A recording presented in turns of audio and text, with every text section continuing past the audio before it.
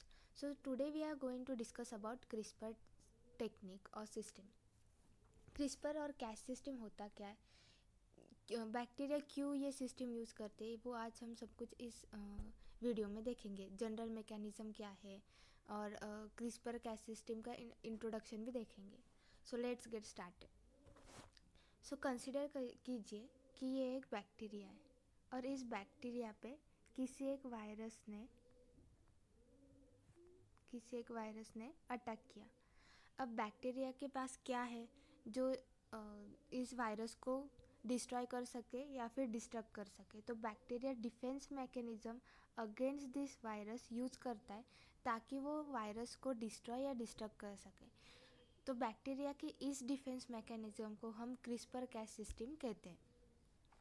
अब बैक्टीरिया में ये जो डिफेंस सिस्टम है जो ये वायरस को डिस्ट्रक्ट करती है या फिर डिस्ट्रॉय कर देती है, ये डिफेंस मैकेनिज्म बैक्टीरिया में इनबिल्ट नहीं थी, मतलब पहले से ही नहीं थी. बैक्टीरिया ने ये जो डिफेंस मैकेनिज्म ये अडाप्ट की, इसीलिए CRISPR Cas सिस्टम को हम अडाप्टिव माइक्रोबियल इम्यून सिस्टम कह सकते हैं.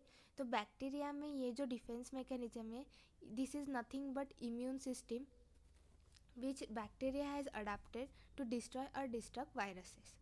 अब ये सिस्टम किस ऑर्गेनिज्म में पाई जाती है, तो ये सिस्टम बेसिकली आर्कीबैक्टीरिया और यू बैक्टीरिया में पाई जाती है. और ये सिस्टम क्यों यूज़फुल है, तो जैसे हमने देखा कि बैक्टीरिया को अगर वायरसेस से बचाना है तो बैक्टीरिया क्या करता है, डिफेंस मैकेनिज्म यूज़ करता है. सो तो उन्हें बैक्टीरिया को खुद को प्रोटेक्ट करने के लिए वो ये सिस्टम का यूज़ करते हैं जिसे हम CRISPR Cas सिस्टम कहते हैं. अब CRISPR का फुल फॉर्म क्या है. CRISPR मतलब cluster regularly interspace short palindromic repeats. तो हम इसका लोकस ऑर्गेनाइजेशन देखेंगे कि बैक्टीरिया में CRISPR कैसे जीनोम में लोकेट है, वह हम लोकस ऑर्गेनाइजेशन देखेंगे. सो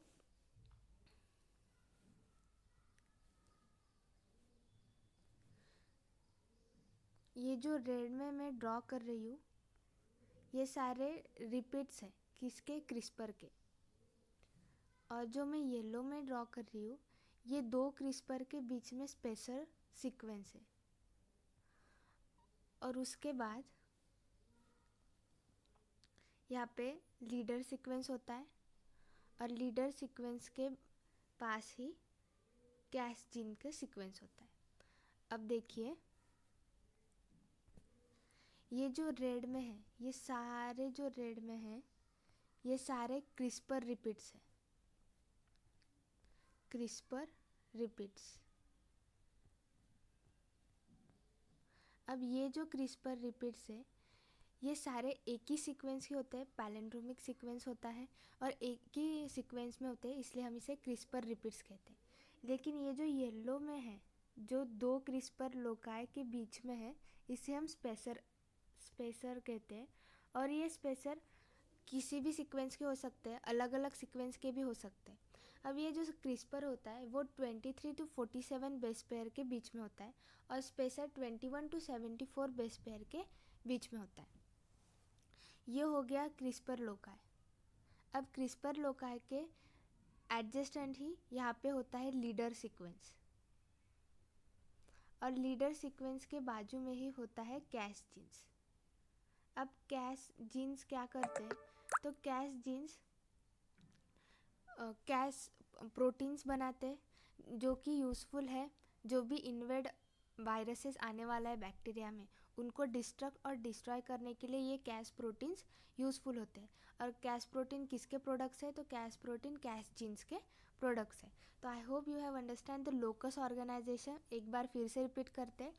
जो भी रेड पोर्शन में है वो सारे CRISPR रिपीट्स है. एक ही सीक्वेंस होता है CRISPR का जो रिपीटेड होता है, और दो CRISPR के बीच में स्पेसर सीक्वेंस होता है. और स्पेसर सीक्वेंस का जो भी सीक्वेंस होगा वो हाइपर वेरिएबल होगा, वेरी करेगा. और CRISPR लोकाई के बाजू में ही लीडर सीक्वेंस होगा और उसके बाजू में Cas जीन्स होंगे. और Cas जीन की जो प्रोडक्ट है Cas proteins which will be helpful to destroy और destruct the viruses which invade into the bacteria. उसके बाद हम देखेंगे जनरल मैकेनिज्म और CRISPR काम कैसे करता है. तो CRISPR बेसिकली 3 वे में काम करता है, मतलब 3 स्टेप्स में काम करता है। यहाँ पे सेकंड होना चाहिए, यहाँ पे थर्ड।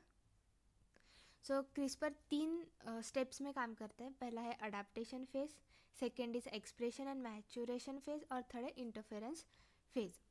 तो अब फॉर एग्जांपल, अगर किसी ह्यूमन को किसी बैक्टीरिया ने अटैक किया और कोई भी मेडिसिन उस बैक्टीरिया पे काम कर ही नहीं रही है, तो हम क्या करेंगे? तो हम बैक्टीरिया का कोई भी डीएनए का थोड़ा सा पार्ट लेके उस पे मेडिसिन बना के बाद में हम वो मेडिसिन लेके उस बैक्टीरिया को डिस्ट्रॉय कर सकते हैं। तो यही मैकेनिज़्म बैक्टीरिया भी यूज़ करते हैं। अब बैक्टीरिया क्या करते हैं? First we will discuss step by step each phase. So bacteria क्या करता है? तो first we will discuss about adaptation phase. अब अडाप्टेशन फेज में बैक्टीरिया क्या करता है? ये कंसिडर कीजिए कि ये वायरस है, और वायरस का ये जो जीनोम है, इस जीनोम में से बैक्टीरिया थोड़ा सा पार्ट पिकअप करता है, मतलब ले लेता है वायरसेस के डीएनए में से। अब ये जो पार्ट बैक्टीरिया ने लिया है, इसे हम प्रोटोस्पेसर कहते हैं, प्रोटोस्पेसर।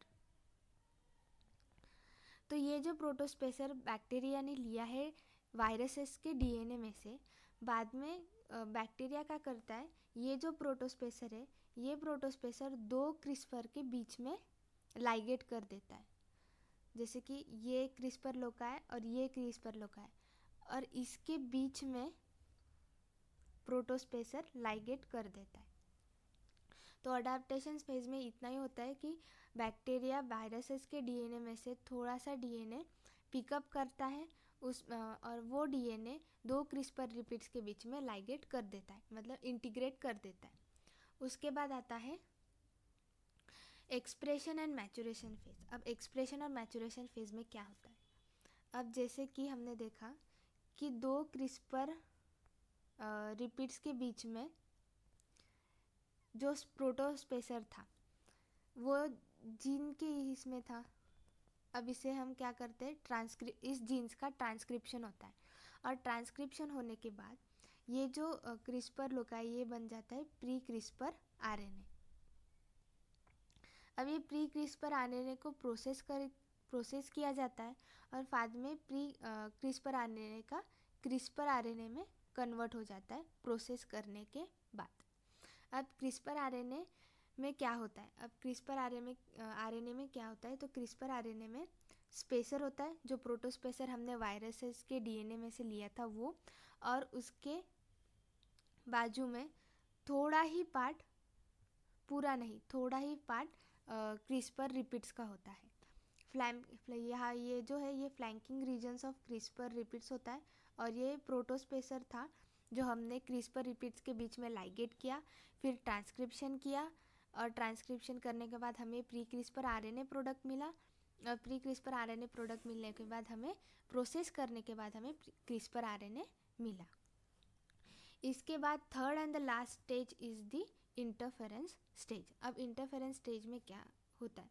तो हमने हमारा फाइनल प्रोडक्ट निकला क्रिस्पर आरएनए। अब ये CRISPR RNA along with Cas protein, जैसे कि हमने लोकस ऑर्गेनाइजेशन में देखा था कि कैस जीन कैस प्रोटीन बनाते हैं। So along with Cas protein, तो CRISPR RNA along with Cas proteins ये क्या करते हैं? बेस पेयर करते हैं इन्वेडिंग वायरस के डीएनए के साथ। अब ये कंसिडर कीजिए कि ये वायरस का डीएनए है, और ये जो है ये क्रिस्पर आरएनए। अब क्रिस्पर आरएनए हम सबको पता है हमने कहाँ से लिया था, हमने वायरस से ही लिया था, उसका प्रोसेस करके हमने क्रिस्पर आरएनए बनाया। तो क्रिस्पर आरएनए ऑब्वियसली वायरस के डीएनए से कॉम्प्लीमेंट्री होगा, क्योंकि हमने वहाँ से ही लिया था। तो ये जो क्रिस्पर आरएनए ये कॉम्प्लीमेंट्री हो जाता है वायरसेस के डीएनए से। अब कॉम्प्लीमेंट्री होने के बाद ये जो ये है कैस प्रोटीन्स, ये कैस प्रोटीन्स क्या करते हैं? डिस्ट्रक्शन करते हैं वायरसेस के डीएनए में, और डिस्ट्रक्शन होने के बाद वायरस होता है वो डिस्ट्रक्ट हो जाता है, डिस्ट्रॉय हो जाता है, और bacteria gets protected themselves from the invading viruses. I hope you have understand the 3 steps. First is the adaptation step, second is the expression and maturation phase, and third is the interference step. हम पूरे cycle को एक बार फिर से repeat करते हैं कि कैसे कैसे होता है. सो कंसिडर कीजिए कि ये वायरस है और वायरस ने डीएनए पे अटैक किया. अब वायरस का जीनोम है. अब बैक्टीरिया क्या करेगा, इस वायरस के जीनोम में से थोड़ा सा पार्ट पिकअप करेगा, मतलब लेगा. अब ये पिकअप करने के मतलब ये जो पार्ट बैक्टीरिया लेगा वायरस के डीएनए में से, इसे हम प्रोटोस्पेसर कहते हैं. अब ये पिकअप कौन करता है, तो ये पिकअप बेसिकली Cas1 और Cas2 प्रोटीन करते हैं. Cas1 और Cas2 प्रोटीन क्या करते हैं, वायरस के डीएनए में से थोड़ा सा डीएनए पिकअप कर लेते हैं. इसके बाद ये Cas1 Cas2 कॉम्प्लेक्स क्या करता है, तो ये Cas2 कॉम्प्लेक्स 2 क्रिस्पर रिपीट्स के बीच में ये प्रोटोस्पेसर लाइगेट कर देता है. ये प्रोटोस्पेसर लाइगेट कर देता है. तो 2 क्रिस्पर रिपीट्स के बीच में Cas1 Cas2 कॉम्प्लेक्स प्रोटोस्पेसर को लाइगेट कर देता है. अब क्या होता है, ये जो जीन है क्रिस्पर लोकाई का जीन, इसका ट्रांसक्रिप्शन होता है. ट्रांसक्रिप्शन करने के बाद हमें मिलता है प्री क्रिस्पर आरएनए. इसे बोलते हैं हम प्री क्रिस्पर आरएनए. अब ये प्री क्रिस्पर आरएनए का प्रोसेस होता है, और प्री क्रिस्पर आरएनए का प्रोसेस होने के बाद हमें मिलता है क्रिस्पर आरएनए. आई होप ये आपको यहाँ तक समझ में आ गया होगा कि यह क्रिस्पर आरएनए कहाँ से फॉर्म होता है. अब आगे की स्टेप देखते हैं. अब क्रिस्पर आरएनए में अब हमें क्रिस्पर आरएनए मिल गया.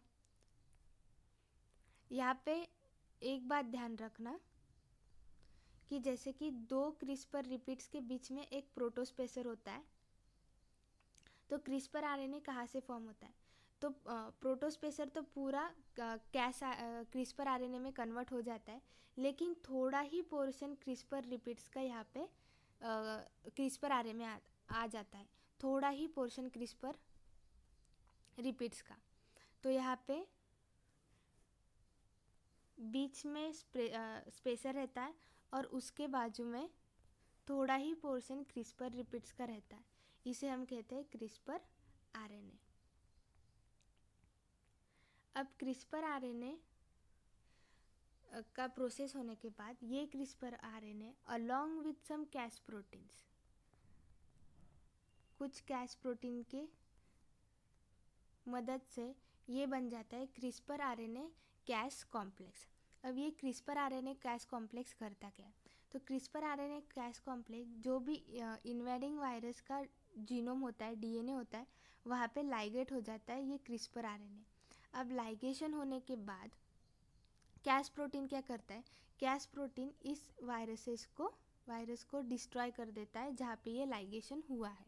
लाइगेशन कहाँ होता है, प्रोटोस्पेसर पर. अब प्रोटोस्पेसर पर ये Cas प्रोटीन्स क्या करते हैं, वायरसेस के डीएनए को डिस्ट्रक्ट कर देते हैं, डिस्ट्रॉय कर देते हैं, और इसी तरह बैक्टीरिया खुद को वायरसेस से प्रोटेक्ट करता है with the help of CRISPR technique. I hope you have understand the 3 step of CRISPR system, which is the adaptation, expression and maturation and the interference phase. अगले वीडियो में हम देखेंगे types of CRISPR-Cas system. So thank you.